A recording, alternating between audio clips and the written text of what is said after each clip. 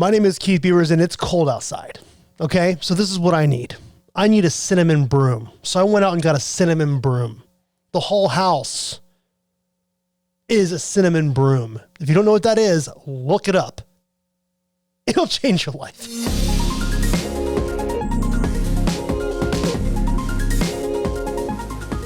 As you can see from the windows behind me, the leaves are changing and falling to the ground. Thanksgiving's like literally around the corner. So let's talk about wine and Thanksgiving. I know. Around this time of year, I start getting the DMs. Hey, Keith, what pairs with this? It's Thanksgiving. It's the holidays. I'm having this meal. What should I do? I always have fun kind of going back and forth with people about how to pair wines with their foods, but I thought I would just do a video. I know there's a lot of videos out there about wine and Thanksgiving and the holidays and pairing, but I am going to tell you what I think about it all. And hopefully what I think about it will empower you to not let this aspect of Thanksgiving stress you out. Because it used to stress me out. I'm a wine person. I love wine so much. I want my wine and food experience at Thanksgiving to be awesome for so many years. All I wanted was like, let's find the perfect pairing. It never worked. It never did. I mean, there are pairings that work tremendously well, but I've also had wines that have been said to not pair with Thanksgiving that were just fine. So a realization that I came to recently was that there's really no requirement to pair the perfect wine with the Thanksgiving or holiday meal. Doesn't matter. The thing is, or you can, that's what's so fun about it. But if you're feeling the pressure to do it, or if you've done it for years, you don't want to do it anymore, it's totally fine.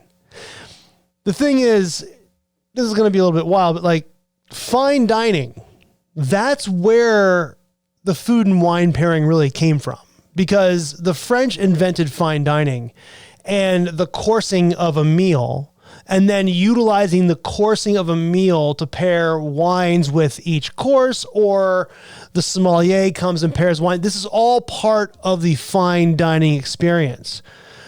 What we do on a regular basis at home to pair wine with food, or going to a restaurant that's not like fine dining, is fun, but it's not really a requirement, because the restaurant that you go to will obviously have wines that pair well with the majority of the menu. I had an Italian restaurant, I had an Italian wine list.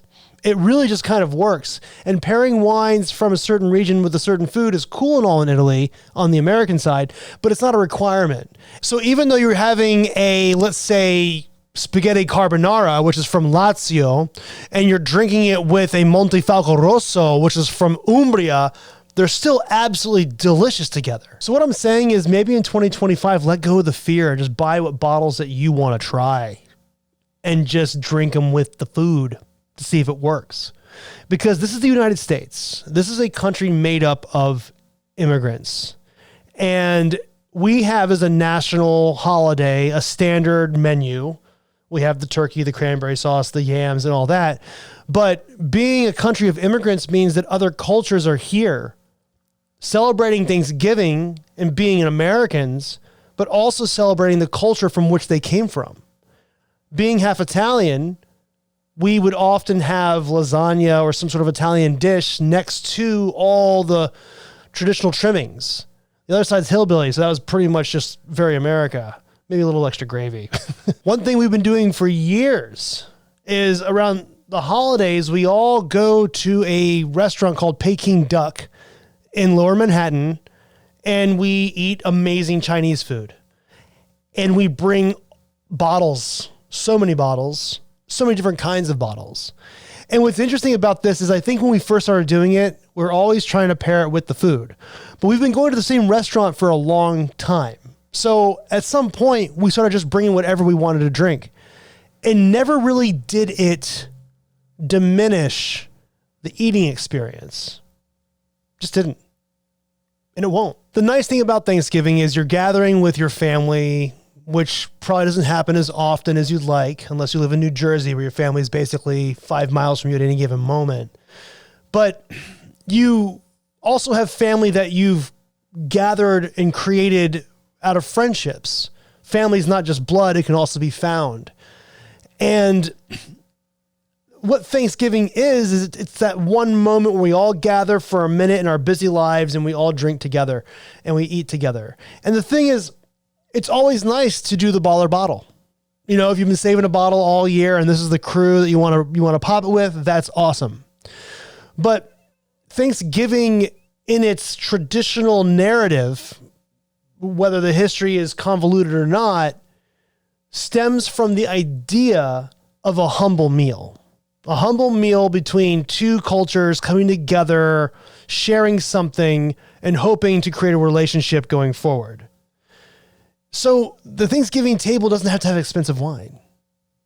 It can be just good wine with a good price all over the table so people can pick and choose and whatever they want.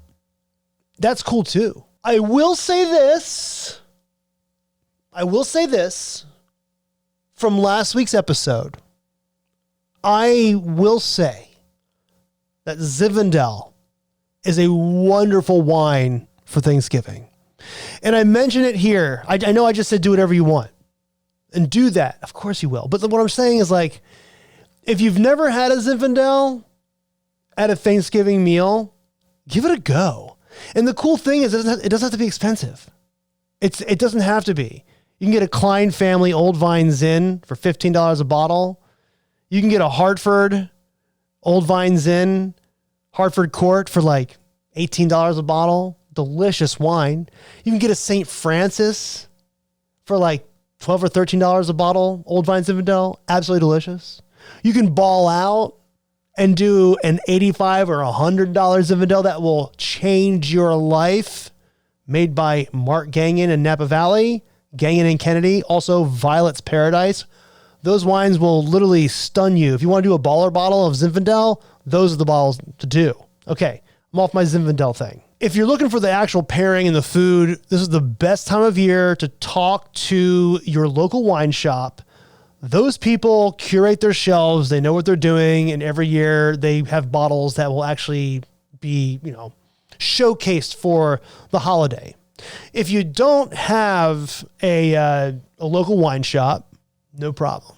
Go to the VinePair website, go to Buy This Booze section, and look at all the best of wine lists that we've done this year. The beauty of these lists is that we have it by price. So you can see the most inexpensive wines we gave high scores to and the most expensive wines we gave high scores to. We also highlight certain wines that we think are special for certain reasons. Every year we do this, and it's a great update every year to see what's new. Go on there, look at the wines. There's often a few or more wines that are not hard to find. Sometimes there are wines that are not that easy to find, but the wines that you look at that may not be easy to find, those wines are also wines you can take to the little wine shop you have. I say little because mine was little and ask them, hey, do you have this wine? Oh no, do you have something like it? Because that's going to be a good recommendation based on the VinePair score. And that's basically it. Bottom line, maybe in 2025, buy wines you've always been thinking about. Buy wines you've been sleeping on. It doesn't matter the price. Buy wines by looking at our best of lists and be casual. Get a bunch of really affordable wine and just put it all over the table and have your friends and family grab whatever they want at any given time for whatever they're eating. They pick and choose, have a little bit of lasagna, have a little bit of this. Maybe I'll have a Chardonnay with the salad. Maybe I'll do the Chianti with lasagna. Maybe I won't. Maybe I'll do the Cabernet with lasagna. I don't know. It's fun. Thanksgiving is this fun time where we all sit around. It's communal. We talk and we drink and we eat. And just having the wine available and making conversation the focus is kind of fun. But if you want to go like minute with the pairings, it's fun as well. And if you want more information about food and wine pairing and the science of it, just go ahead and Google that in Spotify, Wine 101 Food Pairing Science. Let's talk next week.